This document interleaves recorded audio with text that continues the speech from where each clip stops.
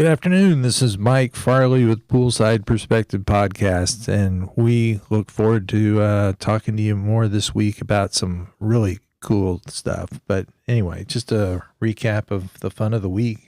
Anything in particular was exciting for you? Well, 4th of July was awesome. That was a lot of fun. And then we went and did a photo shoot, which got cut by rain, which we had a lot this year, but recently we hadn't had much. But that job was awesome. Can't wait to see those photos come out. And I think he has to run back and get a couple more photos because the rain cut us short. But then afterwards, I got to watch the Rangers play, which was a lot of fun. They won, so that's always good. 4 straight. 4 straight? I didn't know that. That's awesome. Yes, so maybe they won't sell off the whole team after they won the World Series. But the it's been an exciting week. So one of the things that's exciting for me is that, the 4th of July was really cool because we had family in town. Yeah. And we had actually all of us together, which has not happened very frequently It's because been pretty rare. My middle daughter and her family were out of state, and they just now have relocated to Wichita Falls. So we're all here in North Texas again. So that's a lot of fun. So, yeah. And number 4 grandchild will be on the way here in August. So, and she'll be born a Texan. So anyway, lots of fun. But the cool thing is we were able to use the pool.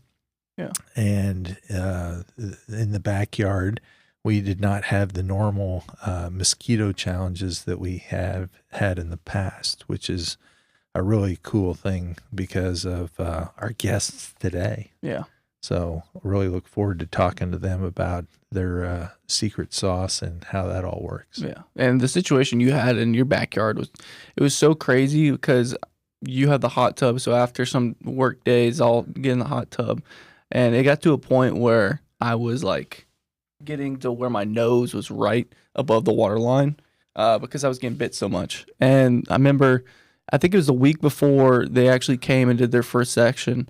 But I got bit like 6 times on just the face, like on my ear, on my forehead, and everywhere, just because my face was out of the water, but the rest of the body wasn't.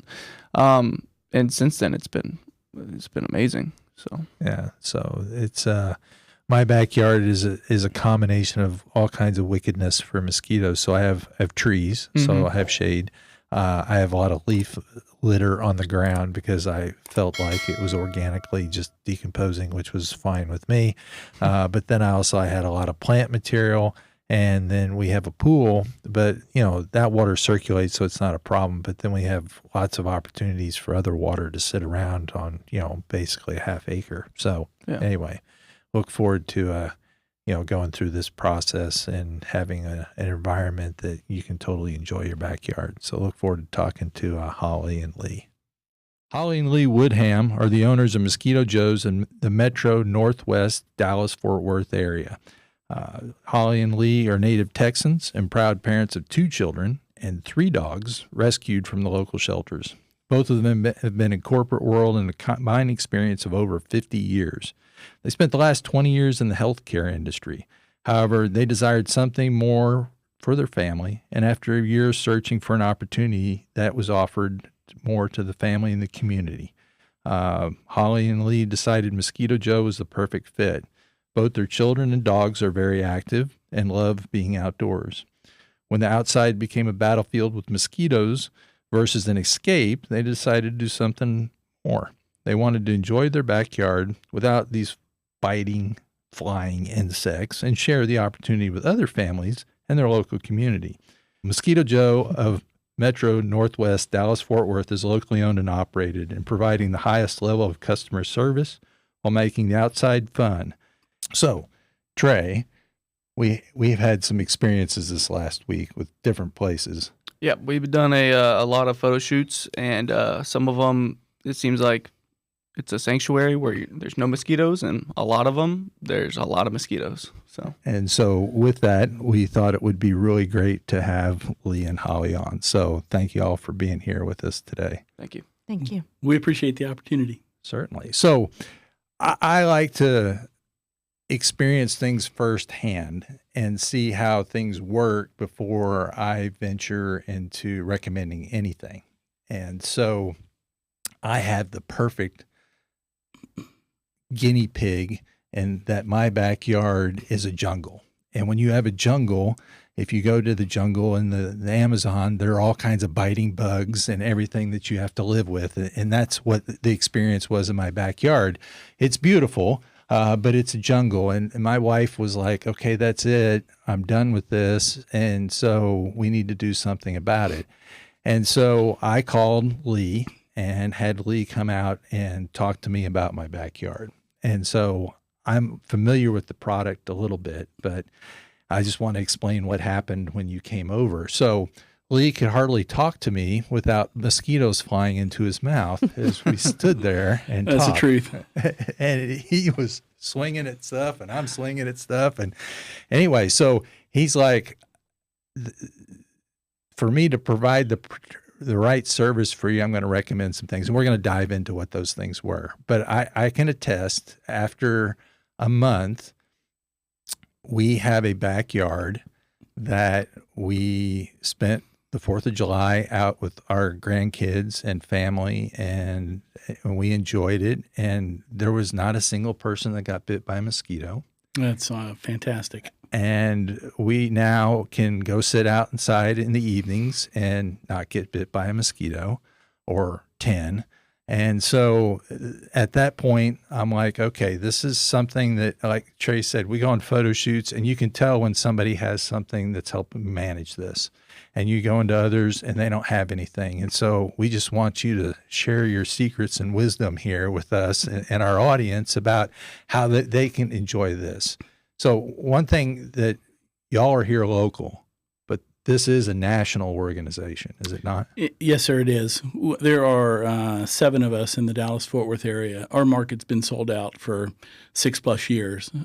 So our corporate headquarters is out of Virginia Beach. We're actually owned by Neighborly, which is a host of other service brands. So Handyman, AirServe, Mr. Electric, Roto-Rooter, Molly Maids, all of those service brands fall under the kind of corporate entity called Neighborly. And Neighborly really, our goal is within Neighborly is to become the Amazon of home services. So we want to basically own the home. We want the customer to have that same experience with Mosquito Joe that they do with Molly Maids, that they do with Mr. Electric, Roto-Rooter, all of those different brands. So we're a part of that. We were bought by Neighborly about 5-6 years ago. Okay.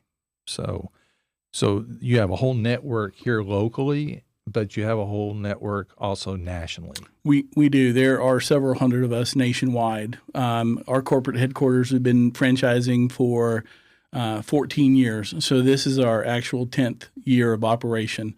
Hollie and I were one of the first in the Dallas-Fort Worth area. We actually were one of the very first professional mosquito control companies before it really became something big, right?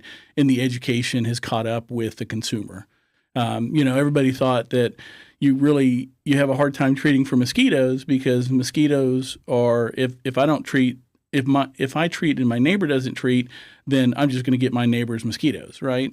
But the science is really caught up in the education part because mosquitoes are territorial. So their habitat's where they breed, and that's why mosquito control can be so effective.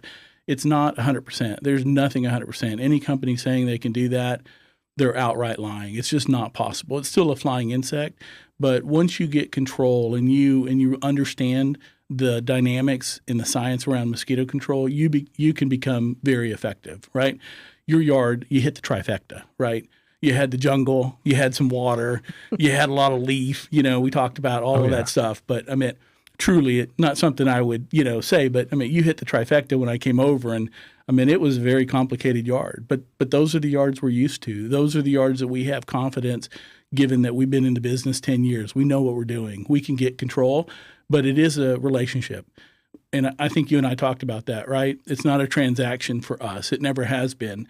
We came from the corporate world where that's all it was. And so we desire to get out of that into this so we could have more relationship based, because the way that it really truly works is a partnership, right? Because I can come out and treat, but if it downpours within, a couple of days and I have all kind of containers out there in that yard, Mosquitoes breed within 4 to 7 days, 300 eggs at one time.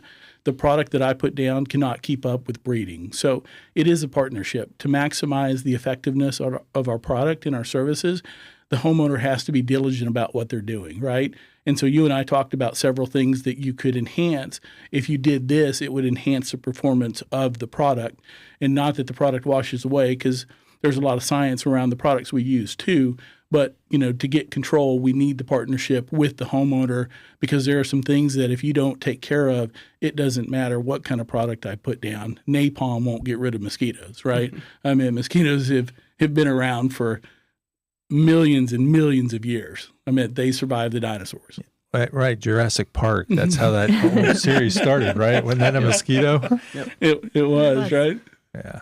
So the couple things I want to touch on. So the measures that he was taking was, like, for instance, like stagnant water. Was that the main thing to get rid of breeding? So there are a whole host of things, right? I mean, it's not ever one silver bullet. I mean, mosquitoes are very adaptive to their environment, right? Again, that's what makes effective mosquito control really helpful to residents, is because where they breed is their habitat. Once you can knock them out of there, then you can maintain, the breakthrough that comes from other adjoining properties, right? Mm-hmm. The bigger the property, the bigger the barrier. And so smaller properties are a little bit more challenging, but yes. And so any type of water, right? You can't let water stagnate. Pools, that doesn't include pools unless they're green. If they're green, it's going to be a problem. Well, ours wasn't green at that time. No, so. Yours is beautiful. Yours is absolutely beautiful pool. And it's a lot easier to take care of when you're not swatting the mosquitoes too. So anyway. So there's just a number of things. Leaf litter is really important. People really don't understand that, right? The Aedes, I mean, that's where they can breed. They get in there. Our stuff is a natural-based product. It's a derivative of the chrysanthemum flower. We use synthetic pyrethroids, permethrins, and so been around 100-plus years. Wildly effective on that class of insect. It is one of the most environmentally friendly insecticides out on the market. Anything under your kitchen counter that, Lysol, alcohol, any of that type of stuff is going to be 10 times more potent than what we use, right? Okay. But the way that we use it and combine it, so we have an essential oil that we use as well. And those two combined make a very effective product for us. And so that's the thing. Leaf litter is important because as water gets through that leaf litter, the mosquitoes get into that leaf litter, and our product can't penetrate that, right? Because everything is surface-based, especially for the environmentally friendly products that we use. And so if you have a couple of inches of leaf litter and you have lots of water, mosquitoes are a big challenge. And without taking care of that leaf litter, we have to be able to hit the ground, right?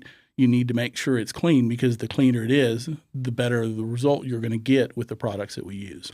But I'm not cutting down my 85 oak trees, so I just have to clean up a little bit better underneath them. So anyway. Yeah, the oak trees, not a problem, right? Right. Not a problem until they accumulate the leaf litter. Drop all the stuff, which they do that every year, those darn things. So anyway. But cool. So you had some other questions? Yeah, so I was just wondering, just to go, since it's the beginning of the podcast, maybe just break down the type of systems, because I know that he came out to your house and there was, when you first was doing the negotiation or just talking in general, there was different systems that y'all could implement or something like that. I know you were talking about the oils, which is interesting, but could you break down that just overall scope?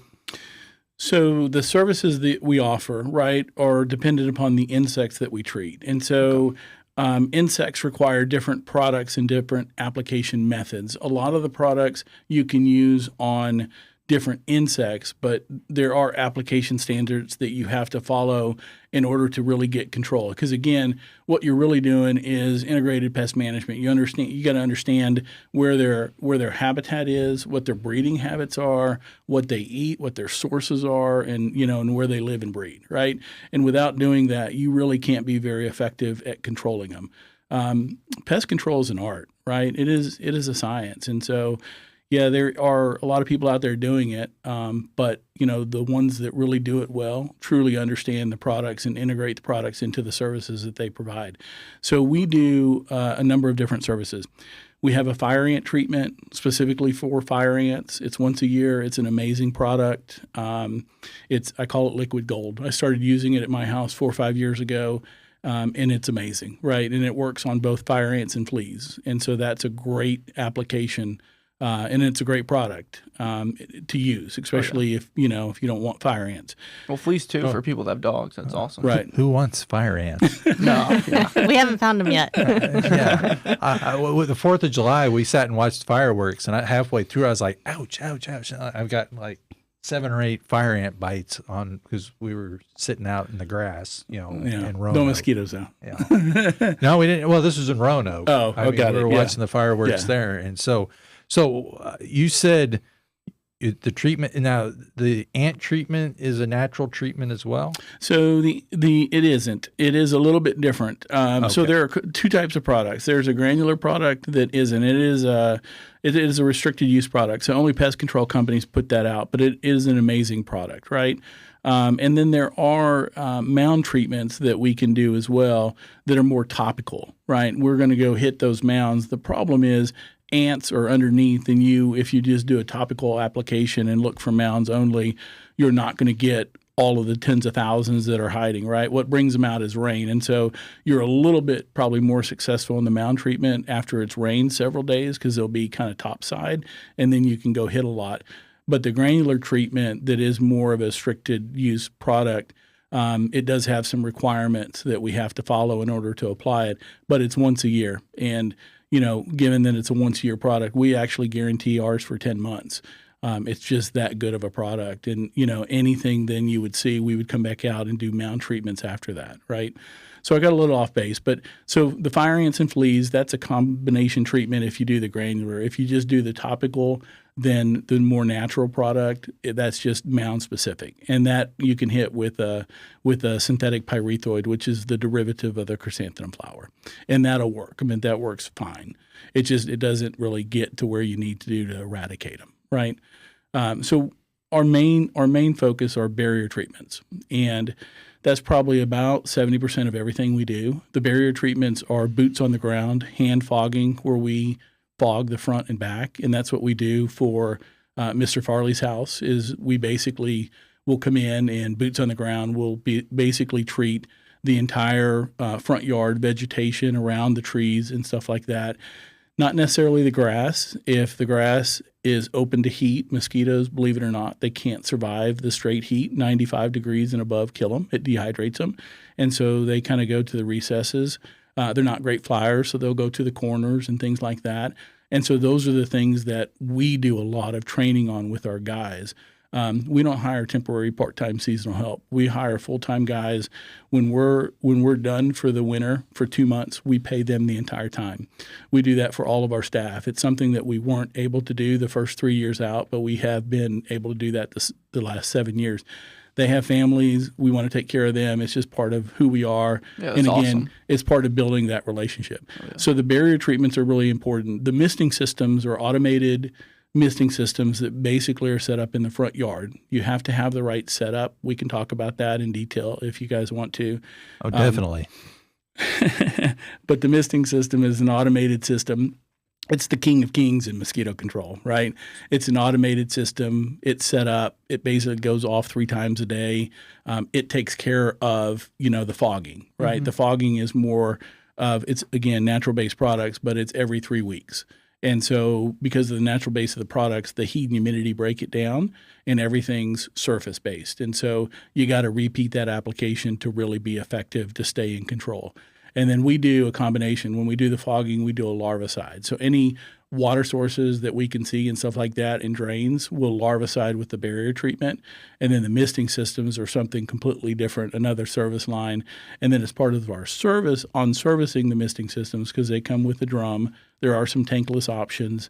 But, when we go to service it, we larvicide too. Larviciding is really important in mosquito control to really get, effective to be effective at what you're doing. Because if you can't eliminate the breeding on property, then you really are fighting an uphill battle. What exactly is the larvicide?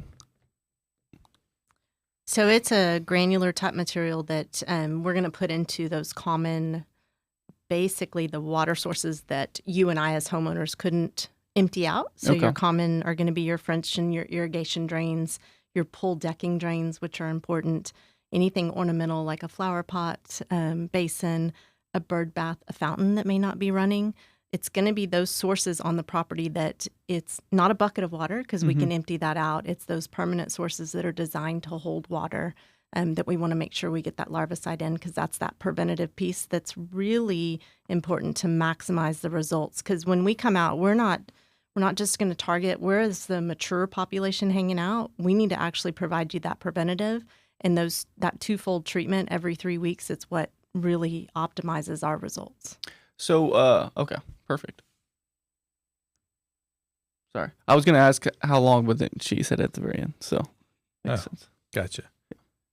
So is this a seasonal thing? You were saying that the guys have off 2 months, which sounds great if you're a snow skier, which I would have been into this when I was younger. So is there a certain time of the year that, at least in this part of the country, and does that change in different parts of the country? It does. It depends upon the geography, right?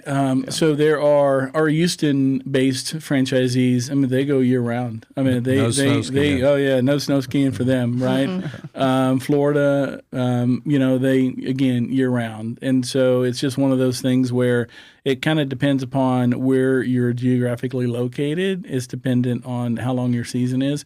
For us, we go from early March until middle of December. Typically, December is warm. And so, and this is really interesting because people think as soon as you have a cold snap, right, that mosquitoes are gone. It kills them all, right? Yeah, no. Unfortunately, no. And so it really is. It has to stay, 5 or more days, 50 to 55 degrees and below, sustained all day in order to really push them into hibernation. Okay. Other than that, if you have a little bit of a cold snap and then you come back, you start seeing mosquitoes again because basically they're still out, right? I mean, they're not really in hibernation until you shut them down where it gets cold enough that they just stop coming. Well, it seems like they all want to fly into my house instead of going into hibernation and live there. So anyway. Well, one other thing is kind of funny too. In all the years that we've been doing this, everybody thinks that you always hear, oh, we just need a really good cold snap to kill them off, right? Well, I don't know if you've ever been to Alaska or Minnesota where it's sub-freezing temperatures, right? And they have one of the worst mosquito populations, in nationwide. And the reason for that is mosquito eggs. I know this is great, right? That they don't freeze. So they can survive sub-freezing temperatures. And that's why, you have so bad of mosquito issues in Minnesota because 10,000 lakes, and then Alaska, there's nothing but water all over the place. Yeah, it's a state bird up there. I went backpacking in Denali. Oh gosh, yes, absolutely. It was you're either in swamp or on the mountain. I felt like I was in your backyard. Yeah, in Alaska. Yeah, well, there's not that big of a mountain in the backyard.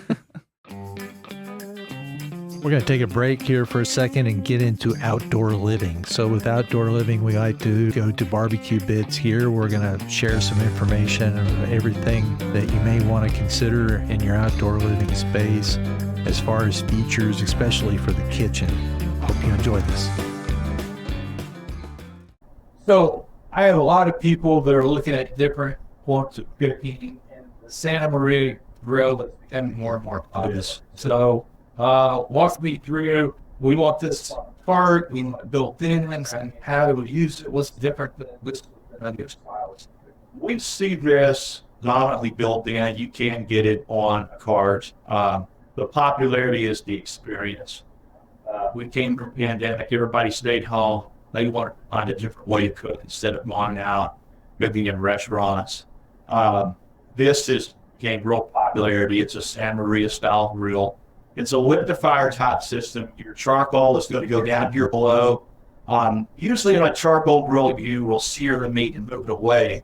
But with this particular grill, you can raise the meat away from the heat on a full scale. You can do picanha on here with the spit. You can do a full piglet on here. You can load it up. It really gives a nice, robust flavor here than just a gas grill. So are we using like blunt charcoal like I used to make Big Green Egg in here? Yes, we use blunt charcoal. We also use wood. For the Santa Maria aficionados out there, you're going to see something missing here. So this is a Texas-style Santa Maria. Okay. It's all charcoal. We can put wood sticks in here. If you look at an original Santa Maria, you can get it two ways: all charcoal base, or what we call a Besario box. So you'll drop your wood. You'll start with your charcoal, put your wood sticks in here, and then drag your coal base out. You can do a third of the way or full way. That's the original Santa Maria style. We're not missing out on that. But there's a Besario box that you drop all your fuel in, you light it, and then you use the rake and drag the coal base out. So you can do it direct cook or you can direct cook, indirect cook. You know, one thing that we found out, Texas, the winds. Be prepared to have a wind wall. A lot of people forget that when we do built-in applications. You have ventilation in the front that controls the heat. I can devise it if I want, and I can open it up for more heat. Also, one thing that's not shown here is the cover. We get rains here, just like everybody else. East and West Coast, Atlantic or Pacific seaboards, you want a cover on these. When you drop these down, you're done cooking. You want a stainless steel cover regardless. We have salt pouring bowls. This is 304 marine grade stainless. It is not a metal or a iron alloy. Those will rust with acid. The acid and ash will actually deteriorate iron. Santa Marias, you want stainless steel Santa Marias that are insulated fabric walls based inside wall.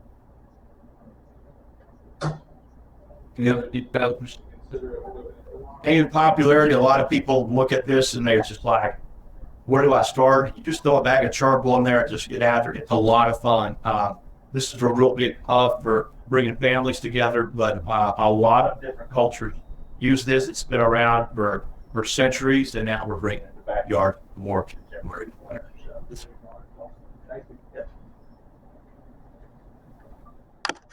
So this is Yoder. This is Yoder, yeah. This is a big guy. So fellas, this is their 36-inch Eldorado, so you don't have to have these Santa Maria style grills built in. We get a lot. We cough a lot. We have designated areas that people can cook that aren't actually in the kitchen area. They have a smoke shack where we have a defined area around the cooking area or the outdoor kitchen. This is what you call your state-of-the-art Santa Maria on a cart model. It's got big, heavy-duty casters, big iron door fronts, robust handles. These are the V-channel grates that are going to sear, holding all the grease and natural juices that will impart flavor back into the food. Big, robust wheel like Yoder does. If you haven't checked out this company, go online with yodersmokershop.com. They're an American-made product, and they're just a really, really great either.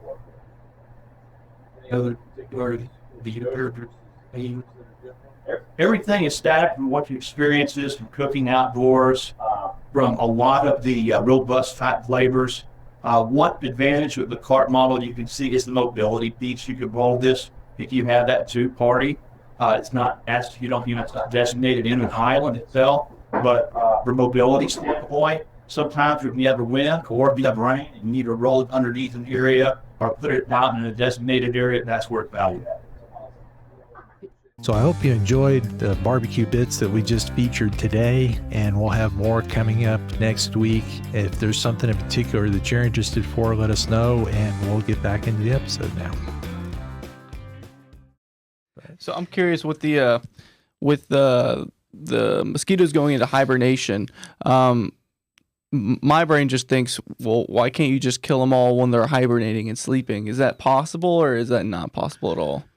Well, that's trying to find a needle in a haystack. Okay. Right? Yeah. Good luck with that. Where do they typically hibernate? Is that going to be in trees and corners and stuff like that, or? Yeah, so they'll go to the dark recesses and basically just shut down, right? Okay. The ones that don't survive, then you have the eggs that they left over that, again, can survive sub-freezing temperatures. And so as soon as spring hits, what do you get? You get a little bit of rain. And guess what you get? You get baby mosquitoes with a lot of production, and then again, 4 to 7 days, 300 eggs at a time. You can do the multiplication. It goes fast. Yeah. Well, in the fall too, all those leaves fall off the trees. So, everybody doesn't clean them up like Mr. Smith down the street that rakes every leaf that hits his grass. He's awesome. But, so they sit there for a while. So that creates the environment for them to hang out in. So now my wife's going to tell me I got to get all the leaves out immediately in the fall. Sorry. So darn. So, well, if I can get out there and not do it being bit by a mosquito, then all's good. It's better. Anyway. I mean, it just, the challenge is always different species lay in different ways, right? Some lay in pods and rafts. Some lay in floodplains, some don't, right? Some lay in lines. And so it depends upon the species. There are about 85, different mosquito species in Texas. There's a little over 50 in North Texas. There are 200 overall nationwide. And so when you start, looking at that and the ones that lay in pods, those are the challenges, right? Because as you hit, as water, ebbs and flows through the creeks and rises even in the backyards with the amount of rain that we've had, right? Record setting this year. It'll hit those pods, and then it only takes just, that saturation enough to last for 3-4 days. And so when you have the continuation of rain that we've had, it just it multiplies, right? Mm-hmm. And so that's what we try to do is, as part of the service we provide, we do a lot of education. We do a lot of training in the off season. We do a lot of stuff with the guys and getting them ready and prepared. There are hundreds of different ways that mosquitoes can breed and hide and, find new sources, right? I mean, 5 years in, we're still discovering stuff that we didn't know. Well, I noticed when is it Ben that comes to my house? Yes. Ben, yes. Yeah. Yes, sir. Okay. So Ben's out there spraying, and I'm like, he doesn't have a mask on or anything. And so I guess this stuff's okay for, like they say it is. So anyway, and he said he's been doing it for years with y'all. So, it's not like a guy that works there 1 year and then he gets sick and leaves or something like that. So I thought that was really cool that, he's been doing it for a long time. Yeah, they learn after a while, so we do have personal protection equipment that they can wear.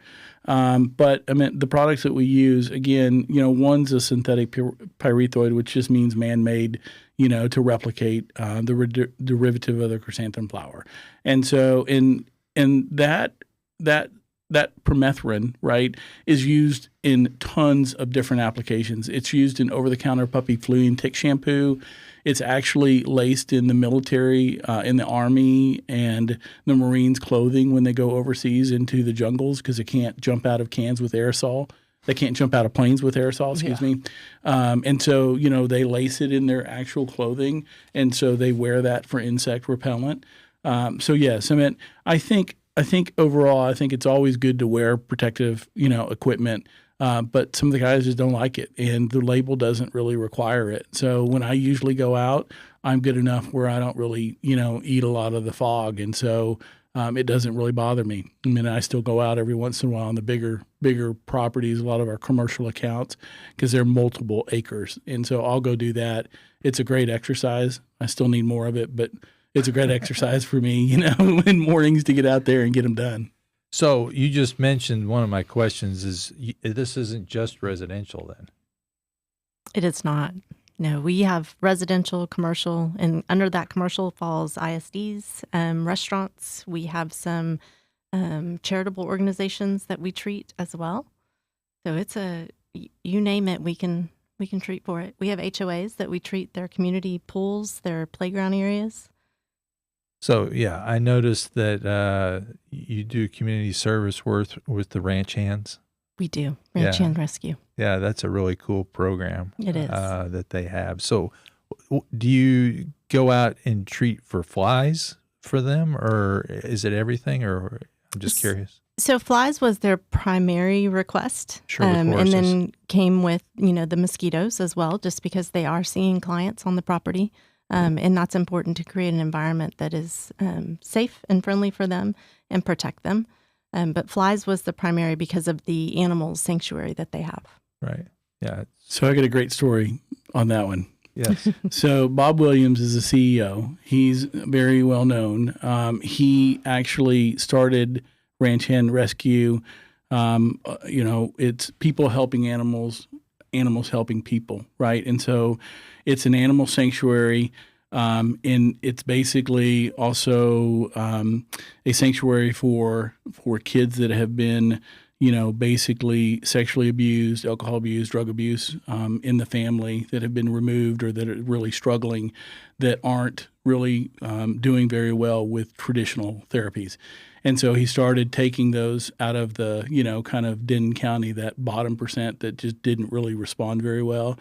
And he took those kids and started pairing them with on-site, clinical counselors that are licensed in the field, and paired them with these animals. And so it was the idea of these animals helping these children and these children helping the animals. And so as they go through therapy, they start opening up to the counselors, because the animal sanctuary basically are animals that are going to be euthanized. That are just thrown out, that are discarded, that are, not really valued. And so these kids value themselves in the same way. And so as they see these animals and they start caring for these animals, they start opening up, because they see the value that these animals provide, and they see the value then in themselves, right?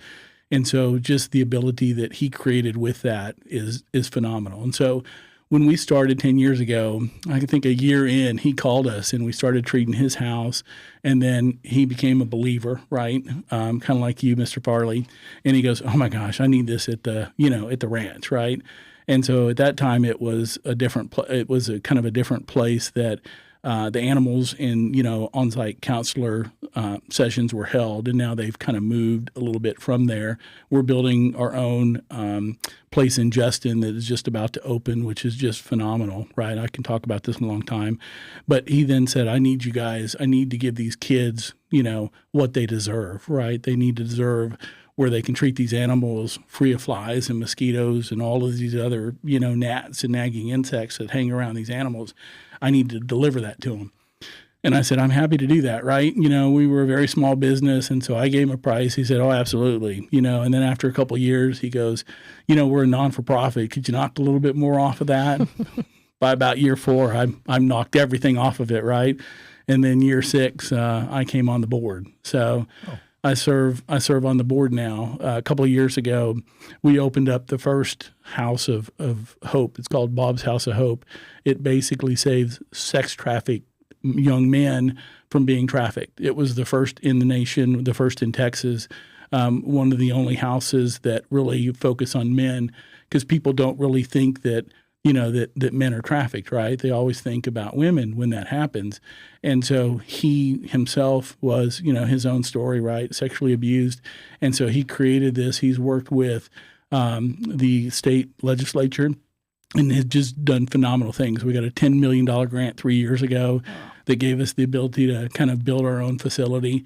And so opening that House of Hope was just something that has been just amazing to the community, right? And everything that it does. And so then, of course, we expanded from the animal sanctuary to the Bob's House of Hope. And so it's kind of grown from there, right? He's one of those guys where you see him coming, you might want to turn and walk the other way, right? It's going to cost you a little bit. Yeah, but it's an excellent service that's provided for a lot of people. So anyway. They do good work. So you mentioned ISDs. So will they treat just the buildings themselves, or what would you, if you're doing a school, what would you treat? So it's more of the practice areas, the baseball, softball, the football fields. It's and it's in those smaller ISDs, unfortunately. When our larger ISDs call, they typically have somebody on staff that does that for them. So it's around the buildings, and we typically go out and we're on site. Lee and I are walking it. We're talking to the maintenance guy, the administrator, and letting them know this is what we can do for them. And that's really the service we give back. And that's during, we'll go from March to December with all of them as well. That's awesome. Yeah, I stood around a few football fields while he was practicing. Yeah. Which is weird, because I don't remember ever getting bit by a mosquito. They must have had some kind of system that they were doing back then. In the stands, it was a different story. I bet. Yeah, I bet. On the field, it was. We treat under the stands. That's right. Yeah. That's really important. It's under yeah. the. We really treat under the stands, and a lot of the stadiums we do because of that. Because the kids are out running around, they're not getting bit, but all the parents are sitting there, and that's where the mosquitoes are going to be cool, in the shade and under the metal stands. So kind of funny. Like a big blanket of mulch. It's all those metal stairs and everything, but that's cool. So one of the things I noticed, I went on your website and looked at some different things. There was a thing in there was PESP. You want to explain that? Because I was like, wow, that's cool. I didn't even know that existed. Sure. So we're very, very proud of that too. It's our Pesticide Environmental Stewardship Program. It's actually through the EPA. It's a membership program. So it's a bronze, silver, gold, a metallic type of level. So we started out as bronze. There are probably less than 5% of all pest control companies that have that designation. It really is understanding your application. It's the products you use, and it's the training and identification of how you apply those, right? And so we are working very hard toward our gold status. There's no company, no pest control company that's ever moved up in the last 10 years to gold. Oh, wow. And so that's a huge challenge for us. It's based on the natural properties of the products that we use and then how we gear those products to the application itself. Which is really important to us. And that's why in the off season, that we don't have temporary part-time staff. We really do our best to keep our employees. We probably have one of the best tenures in the entire nation. We still have our first and second hire. And we have a lot of others that are 4, 5, and 6 year veterans. Ben, who treats Mr. Farley's house, he's been with us now 5+ years.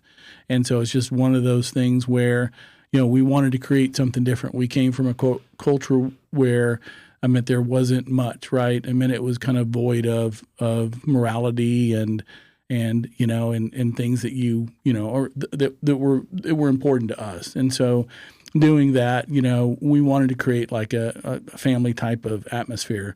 We've grown considerably, which is a blessing to us, but we've still maintained our kind of our staff and how we go about, taking care of customers and how we aren't transactional, we are relationship based. And I think that's still important to us. We're in the business after 10 years every day, right? We were both working today, got off and came straight here. I was out on an install early this morning. She was in the office. So this is something that's more of a labor of love than anything. It's not where it's a fire and forget about it thing. We're still in contact with our customers, our base, all of those things. I still go out and do the majority of quotes on the misting systems because it's important to me, right? And it's a good way for me to get out too. I enjoy meeting people. So one of the things with the misting system is you mentioned that for it to work better than the fogging system is you needed to have a complete loop. So you want to explain that? Sure. So people have an idea maybe when they call someone what they're going to be able to do or not be able to do. So misting systems, it is funny. I've had, and, we're very proud of like our Nextdoor, Facebook, and Google reviews, right? They're all authentic, all customer reviews. And we've had several that, they're misting system customers. We have had some on there that have never been customers that I've, provided a quote or went out and not provided a quote to. And so one of the things that I always find interesting is when I go out, there are requirements in order to put in a misting system, right? Because it's not a transaction type of deal for us. And so you have to loop it to be real effective, right? It's no different than when you're fogging. You want to hit the perimeter and then you want to close in ranks on the interior. You have to have enough of a yard where you can enclose whatever it is you're treating, whether it's a circle, an oval, a square, whatever that may be. And so if you can't enclose it and you just have open areas, then you've left those areas open. There's nothing magic about what we do. If we can't get product in that area and it's a haven for mosquitoes, it's going to be a problem, right? And the misters aren't going to just magically go over there and hit them if they can't reach them. And so it's important for us to be able to not only loop the system, but it be enough of a loop, right, that you have enough distance between, the fences in the front and the back in order to cover the entire yard, because that's what makes the misting system so vital and so effective is when it goes off. And, I'll just talk about best practices 3 times a day, about 50 seconds, each setting. It's reinforcing that barrier, right? There's no other additives or anything like that to add to the efficacy of the product. It is a permethrin, and so it's all surface based. And so when it goes off, and it doesn't have to go off very long, 1.5 minutes, right, for the entire day. But what that does is it resets the barrier and resets the barrier. And so you want to line the perimeter so anything coming over you've taken care of, because mosquitoes aren't great flyers. Their habitat is where they breed. You're going to knock them out of there. So anything that you get breakthrough, you want to have zones of opportunity, and that first opportunity is your perimeter. And then as you close in ranks, depending on how your porch is set up, sometimes you double loop the porch and stuff like that. But you want to create those zones because you want those zones to be protective of where you're using your backyard and the areas that you're using. If, you come out and you have a half-acre place and you say, I only want my porch. I mean, I can't tell you how many companies that would put a misting system on a porch. We're not one of them, right? Because there's nothing magic about it. You put a misting system on your porch, I guarantee you'll have no mosquitoes. But what I guarantee will happen is as soon as you come out, those mosquitoes are going to come from all over the yard straight into that porch, and it doesn't matter where your misting system is, right? And so it's important to have those barriers because you need to be able to create the exterior barrier so you can enclose what it is you're treating. And then the more that you can kind of double up on that zone where, maybe your pool is or your patio and stuff like that, the more effective you are in treating mosquitoes. So the misting system is almost like a wall to prevent other mosquitoes from coming in the area that you've already treated. It's almost like a bubble. Yeah. So it's like a magic bubble. Would it ideally be around the whole fence, or is there like a maximum width of how much the spray can go? Because is there a yard that's too big that you're like, it's not even going to get close to the middle?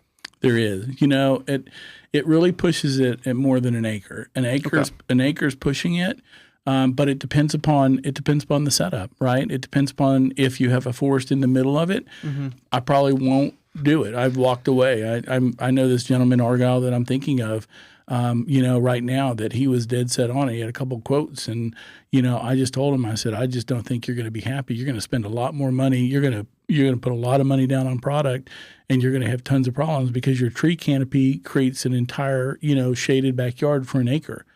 There's no mist that can penetrate every single one of these trees and all the tree canopy you have underneath that, right? Mm-hmm. And so, after the quote, we've talked several other times, and those types of places are just hard to get control. Hollie had a boss that had a misting system before we started putting them in 2 years in, and our 3rd year is really when we started to get more equipped. We're really a firm believer in getting it right and not just doing it right. Yeah. I mean, I can't stress that enough. And so we really took the time to understand. I'm the one that set it up.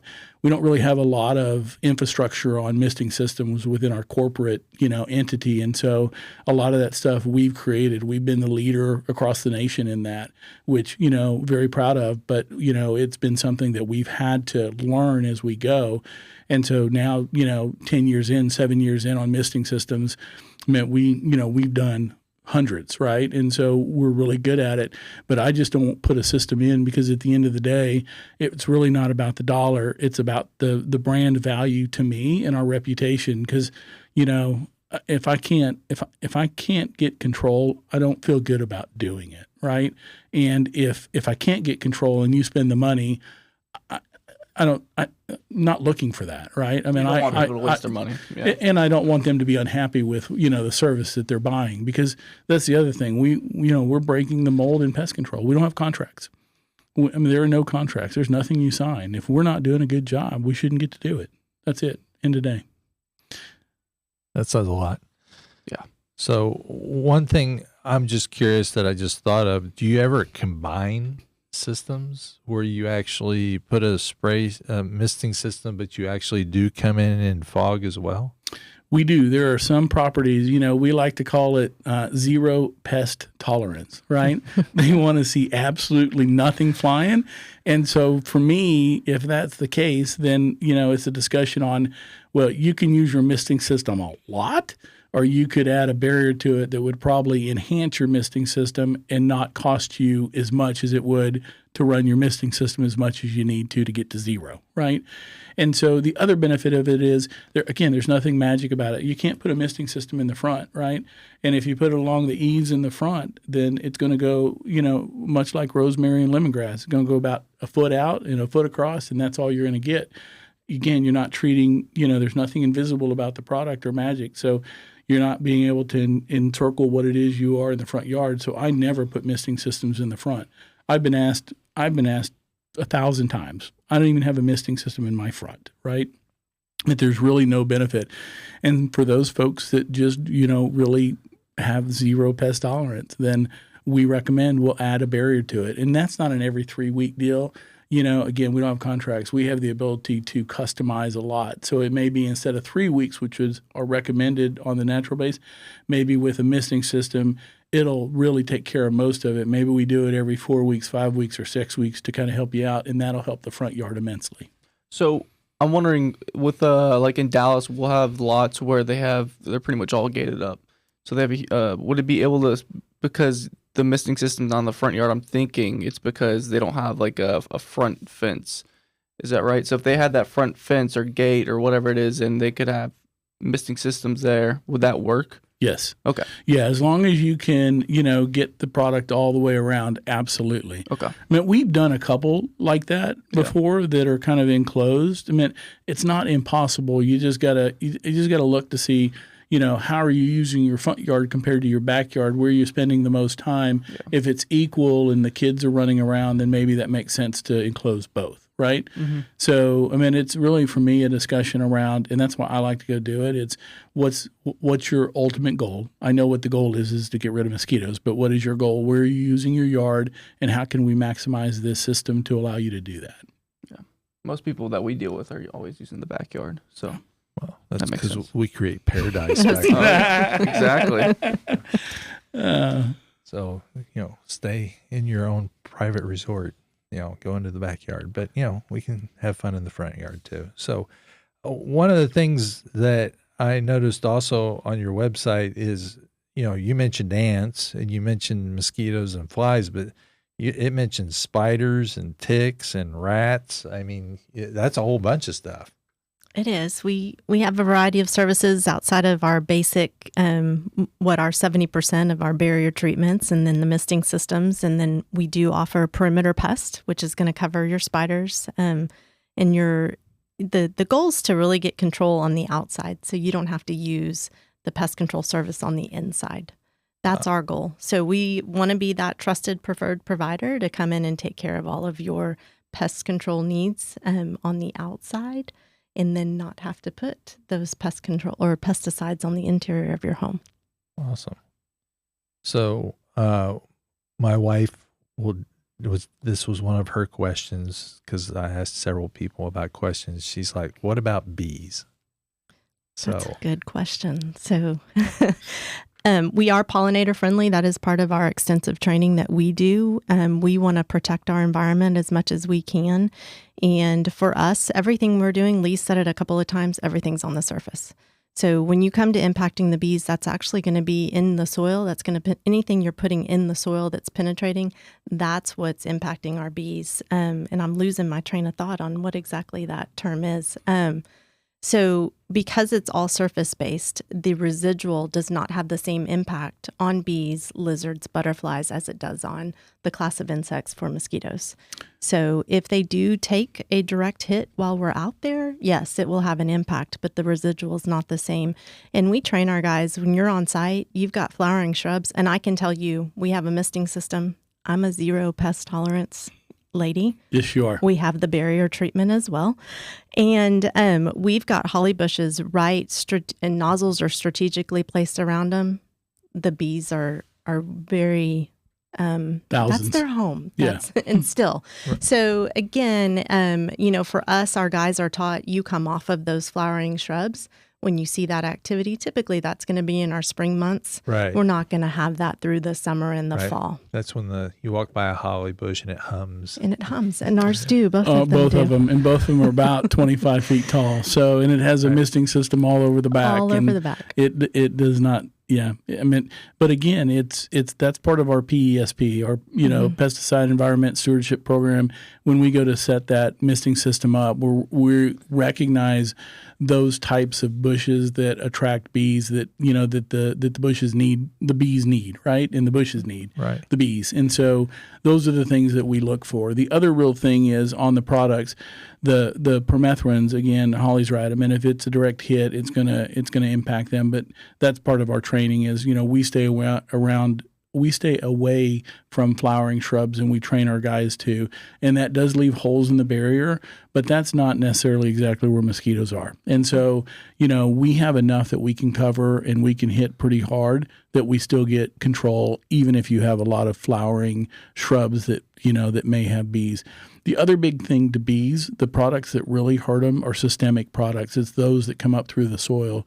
Those are called neonicotinoids, and we don't use any type of neonicotinoids in anything that we do. Well, you got to practice saying that word. You do. That's why it escaped me. We actually have some other Mojo owners that are beekeepers. So it's a true testament to what it is we're doing. Oh, that's amazing. Yeah, that's awesome. That's just like Ben walking around not wearing anything. So right. Another testimony. So cool. So in the process now, the services that you're providing, which is complete, is that going to be the case for all franchises? And if someone's calling in Chicago and they call Mosquito Joe there, is that the case as well? Yes. Oh, okay. So cool. So you can get your services everywhere. Yes, we're all very, that's a big part of what we do. It's a big part of who we are. You couldn't get your PSP individually. You have to do it as an organization. And so, that's one of the things that is part of the membership that we have to look. We have standards that we have to apply by. And if we don't and we're out of compliance, our franchise can be taken and, we can be fined. And so not that we would want to do either of those things, but the nature of the beast is we need bees, right? And it's part of what we do, and we are very cognizant of that. Yeah, it was interesting. There was a map. I went in and looked at Mosquito Joe franchises, and I was like, well, this is kind of cool. There might be some people in it. And I started looking, and it was like, where can you get one? They're like everywhere. They are. I mean, it was amazing that, so many people had, I think there was a spot in maybe Montana that was still open, which I might be interested in doing because going to Montana this time of year would be fun. A lot of skeeters. There is a lot of mosquitoes. A lot of opportunity. Yes. But I'm curious, because my mom, before got the mosquito treatment and everything, we used to go backpacking all the time. And she used to say, there's the myth with the penny in the bag. Is that real? Where you fill it up with water, and how did that start? Do you know? I don't know. You know what it works on? It works on flies. Okay. It will work on flies. And so if you've ever been out, to a restaurant where they have a patio and they don't use good pest control, you can tell they have the bags with the water. It messes with the sensory of the fly. And so, it's the way that they visualize it. And so it really, now that actually works, right? For flies. For flies, not mosquitoes. Not for mosquitoes. Is there any, because I know that there's going to be some, I could see a customer being like, oh, she wants to have mosquito treatment, but then the homeowner, her husband or something, be like, oh, I can do it myself, DIY. Is there any issues with DIY where people try to do this on their own? No, it's funny. We have customers that have used our service for years, and then their significant other retires, right? Mainly the guy, and he needs more opportunities, and and this is one of those that he wants to take on. Get out of my house. And yes, for the longevity of the marriage, and he takes that on, and he may take it on for 3 months, 6 months. It may even be a year if he's really tough, right? But it's kind of funny. Most of those folks that do that come back, because the challenge is you can buy product and you can read the label and you can mix the product, but understanding the science is another completely different thing, right? Yeah. And each yard is unique. And if you don't really have a lot going on in that yard, then you can be pretty successful. But if you have a dynamic yard, you're toast. There's just no way. So I'm not about to start spraying. I have a dynamic yard. That's for sure. You got the trifecta. Yeah, well, it's a beautiful place. Yes, and it is. mosquitoes thought it was beautiful too, so they all moved in. So the trifecta, is there anything else that maybe he doesn't have? Is there other I don't know. So I've got leaves I know you on got the the ground. leaves, you got the water, I got you got jungle. Is there anything else that contributes that maybe we didn't mention? It is amazing, right? I mean, there are hundreds and thousands of sources, right? Some self-created, some naturally created, but yes, I mean, uncapped fence posts. People don't really even think about that. No. And so when you get the amount of rain that we've had, and those fence posts, they're in the ground, and typically you put them down deep enough where you get enough water in them and they start rising, that water's not coming through it, right? Mm-hmm. And so if you left it uncapped, it's one of the first things I go look at when I'm on property, right? Even quoting misting systems is I'll drop a pebble in there and you can hear it dunk, right? When you hear that, that's not a good sign. No. Because mosquitoes, what they do is once they start breeding in any type of water, and they love to breed in the uncapped fence post, then they signal the other females that it's safe to breed in there. And then there's where your problem becomes, because now it's not hundreds, it's thousands, right? And they will keep breeding, and it's very hard to tell. And so we've found that over the years, bamboo is extremely challenging for mosquito control. So bamboo is beautiful, and it's hard to grow, but once you get it going, it just doesn't seem. It doesn't stop. Right. And so what happens is it's the stalks, right? And so as bamboo dies and dries out, what it does is it leaves a hollow stalk. And guess what happens? It's very similar to the fence post. Water will get in there, and the Aedes mosquito, they just love it, and they will breed in those stalks, the dead stalks. And it's always a challenge trying to get control with somebody who has a lot of bamboo. Well, I just have a little bamboo. You just have a little. That's what I said. You really hit. What's after a trifecta? Yeah. Well, did you check his gutters? Because that's the other thing. I don't have gutters. You don't have gutters. Yes. Well, that's why you didn't hit the other. I got lucky on one thing. I survived. With all that tree canopy, gutters can be dangerous. Well, in the soil there in Denton, at least where we're at, is like pure sand. Mm-hmm. And so, I mean, literally it runs off and goes into the ground, which is great from a drainage standpoint, but try keeping grass alive in the summer is not easy. So anyway, okay. Other things that we should make people aware of as a homeowner. So they have the trifecta, or the whatever I have with 4 things. Anyway, and they just call? Is Mosquito Joe? I mean, do you have a 1-800 number? Does it go to, and then it puts it to the right person, or do they? How does? Like you said 7 here in the Metroplex. How do I know to get the right one? So you can go to mosquitojoe.com is the easiest way, and if you put in your address and zip code, it will route you to the right one. We do have an 800 number. Our big thing is we really our differentiation is we are each locally owned. We don't have a call center. We don't use a call center. We employ our staff. We answer the phone. Those are folks that we keep year-round. There are just a few of them, so you get the same friendly voice every single time. But, yes, in the Dallas-Fort Worth area, you can use the 800 number. You will get routed to the right place. If you don't, then we all know each other. We all like each other.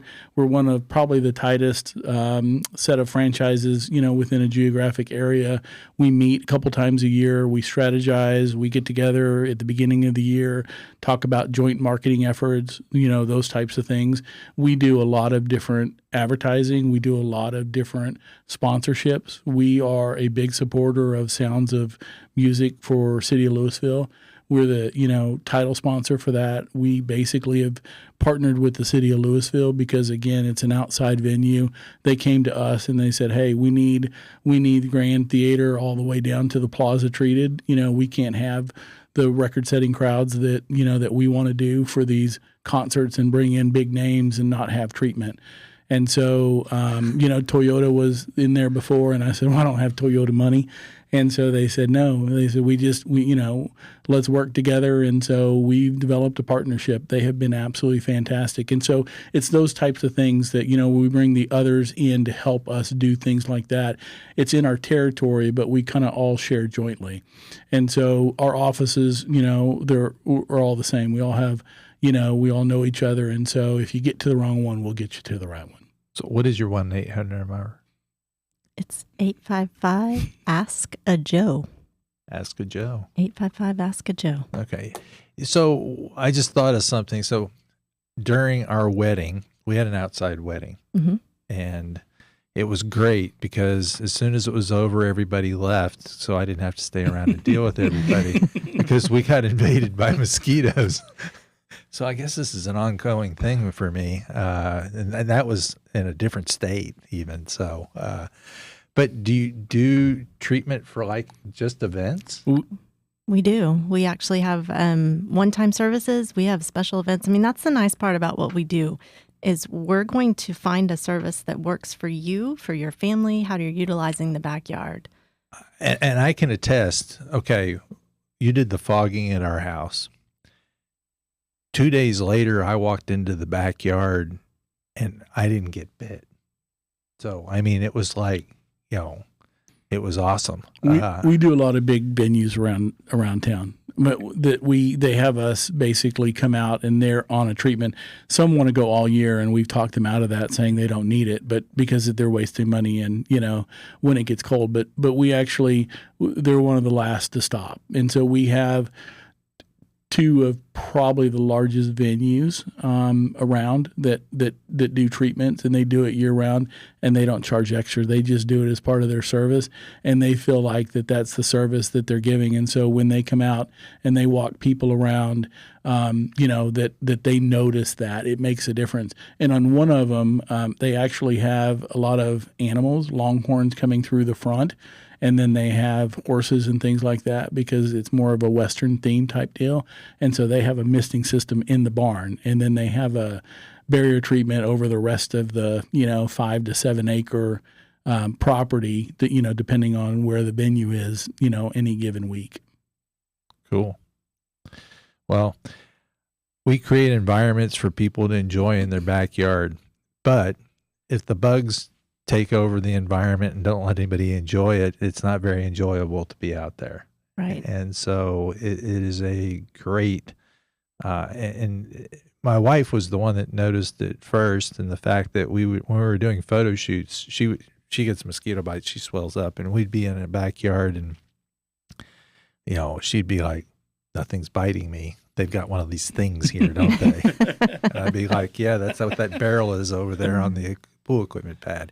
And anyway, so finally she was like, that's it. You need to get them here at our house because we want to enjoy our children and grandchildren. And nobody wanted to go swim in the pool if they were having to stay underwater all the time. So anyway, or sit in the hot tub or whatever it is. So to have a great environment, to have a great facility is one thing, but to be able to enjoy it, you guys provide a great service for that, and I thank you. So, we appreciate that very much. We appreciate you. Yeah. So any other things we should bring up that we haven't mentioned that would be important to know for people?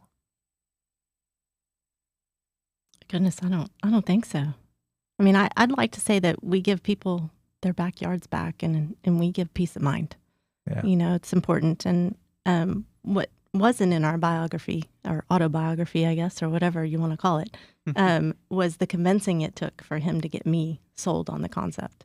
Because I'm a native Texan, and I will be the first to tell you I was the biggest skeptic, and I'm a turned skeptic now. I mean, my pest tolerance is 0. I do have a misting system, which has been a game changer, and the barrier treatment. But for us, it was really the impact it was making for our family to get our youngest outside and not have to worry about the mosquito bites. Right. So, well, it's a great fun time when, we have children and grandchildren now, and more coming soon. But it's a great place to be, and it's wonderful to get your yard back. So thank you again. So we'll have people reach out to you. We'll provide the contact information in the episode as well. But just again, thanks.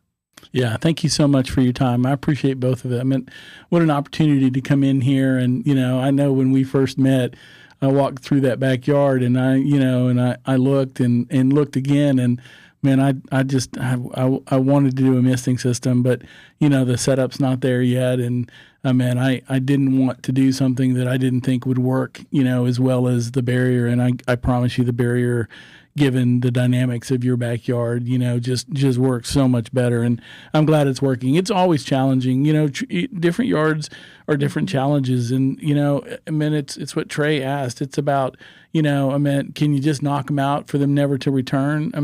It's not a zero sum game, right? Yeah. And so there's always a lot of margin for error, and there's no one silver bullet. And so as we go through this, we are very methodical about our approach. The biggest challenge is, I'll tell you this, is a great story. We had a customer for the first 3 years, right? And she's, not far from us. Fantastic customer. She's British, and, I just love her and loved her accent, and, funny as can be. And then that 4th year, it's like, well, did you change your product? No. Did they develop an immunity to it? No, that's really not possible. These products are approved every single year. They're geared to treat mosquitoes. Type of resistance to them would take 100+ years, right? And so, and it would take a long time for them to evolve to that. And so, it's always interesting for somebody that it worked so well that it didn't. And, and so we also have a guarantee that if we can't get coverage, we always say about 90-95%, nothing's 100%, right? So you're going to still see some, you're still going to have some, but we'll guarantee it. But, we had like 2 boosts, and then she called, she goes, they're just all over, and I just don't understand why. And so both Hollie and I, she was one of our first customers. And so we thought, well, we're going to go over there, right? I'm going to turn this place upside down. We are missing something. There's no way that it could be that much. And I went over there because I was thinking, all right, is it really an expectation thing that, that their pest tolerance is 0, and so they're expecting 0 because I can't deliver that, right? And do we have to increase the frequency of the treatment and go from 2 weeks versus 3 weeks? Because this is, they need more product down. And so we're looking all the way around, right? We're just everything. And so we're about done. We went through the bushes. It's not that big of a yard. It's 1/4 of an acre, right? I'm climbing through the bushes, and I just can't find anything. And we're sitting there, and I just don't understand. There's way too many mosquitoes. And then I just noticed that they seem to be in this one place, right? It's where this ice chest was that they had, and they used it for parties, right? And they opened it up. I opened it up. There's nothing in there. Well, then I went to go and just shake it. I don't know why I did that, right? But just shake it a little bit, and all of a sudden water comes out of it. What? And so where'd the water come from? Because I opened up, the ice chest is empty. Well, there was a drawer on the bottom side that was sitting out that accumulated water. That drawer was that full. It had 1,000 larvae in it at least. Oof. And I opened it up and I go, well, there's our problem. And we were back to normal again. So it's those types of things. It's not always a one and done. Sometimes property dynamics change, and sometimes maybe you're not as good about whatever the leaf accumulation, or just introducing stuff that you don't even know you introduced. We have so many stories about that where we've been on property, fountains where they say they run it every 2 weeks, or they emptied it out, they haven't run it in months, right? And so I go, I pump it, and there's water coming out of it, right? And guess where mosquitoes are coming with that? And so it's those types of things that just it always amazes me when we go and find that stuff, and then it's like, oh, we found it. Okay, we're back to normal now, right? So that's a challenge for us. Yeah, well, it's a journey for sure, but it's a great journey to go through. So one step at a time and getting rid of all those mosquitoes. So thanks again. Yeah, thank you so much both. Appreciate your time.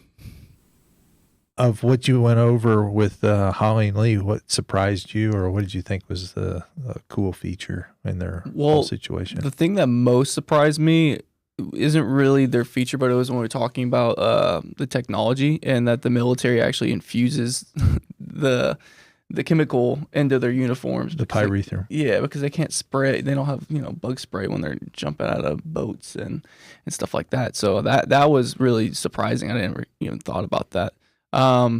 But the concept of it being having a barrier, and it's like levels to entry, like preventative measures. So having the misters ideally isn't ideal for most people, I would assume, just because of the lots size and distance between everything. But yeah, just the overall, like how in depth they were about everything, and them figuring everything out from the ground level up and getting better and better at everything. It was very reassuring with their product in general. Yeah, so they've been at it for 10 years, and so this isn't something that a lot of people are even aware that exists, much less that they've been doing. Well, actually, they've been spraying for 7, the misting systems. They've been installing those for 7 years, but they've been doing the treatment for 10. And, they've explored all kinds of different options to create an ideal environment. But I was really, and when Lee came out, he was really frank with me, and he's like, you have a awesome yard for mosquitoes. You have basically, as we discussed in the episode, I didn't even have the trifecta. I had 4 things because I had bamboo. Yeah. Thanks to my lovely neighbor that planted bamboo at some point in time, and now it's trying to take over the corner of the yard. But we've got all those things going against us, and we've been able to treat it and have a great environment. Also, I really appreciate all the service they do for other people and creating environments in public settings, and with organizations that they work with and things like that to give back to help other people out. I really appreciate that service that they provide for those people. But the best thing is that we I am a testimony to that, and well, actually, I guess you are too, because you've been able to use the hot tub without being eaten alive. Yeah, enjoyed the 4th of July without being eaten alive. So we really enjoy that situation. So I would highly recommend you checking out, regardless of where you're at in the country. I think it's a great service for homeowners to look at, to, as Hollie said, take over your backyard again, and not have the bugs dealing with it. So it was funny. Because I was, like she said, she was a skeptic. I was also before you got the treatments on the backyard, because I was thinking like bug spray doesn't even work half the time. You spray it on and it seems like bugs still get through. So I was like, you're going to spray the yard once every 3 weeks or however long, and you're telling me all the mosquitoes are going to disappear. That I just thought that was so far-fetched, but it really does work. So, well, seeing is believing, and not seeing is even more believing, because I really appreciate not seeing them. So anyway, well, if there's questions that you have about this episode or other things, or things that we haven't discussed yet that you'd like to have us answer, please reach out to us on social media and ask those questions. Or you can also go to the website, and there's a forum there that you can go and ask questions. And we look forward to sharing more information on other things that are coming up. And we've got some really cool guests that are coming up in the next few weeks, and look forward to talking to them. So we'll see y'all later. Have a good one.